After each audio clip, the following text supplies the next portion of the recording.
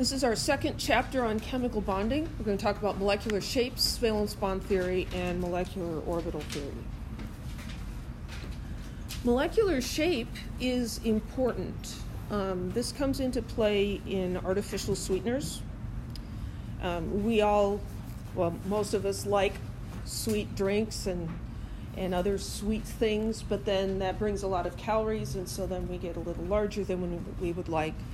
And so we've found some artificial sweeteners. They taste sweet to us, and so we like that, but they don't give us a lot of calories.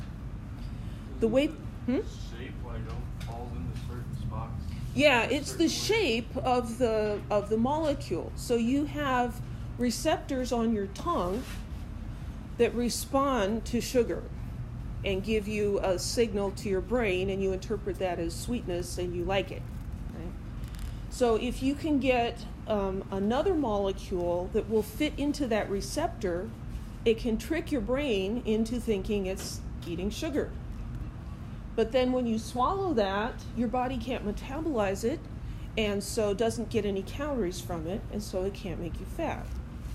Yeah. Have you heard of miracle food? What? The miracle food. Like a food, they can be like a miracle. They call miracle food. No, I haven't. Basically change the taste. Like when you basically sauce or Oh. it turns to sweet.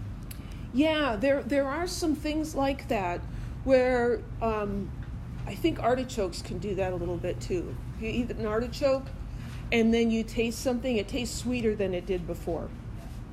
Yeah. And that's probably altering something in the receptors on your taste buds, so that then they're going to respond to a lot of different things.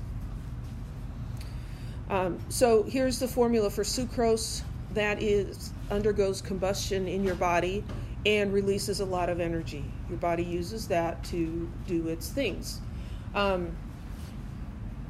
Artificial sweeteners fit into the receptor pockets that normally bind with sucrose, and so they fool your body.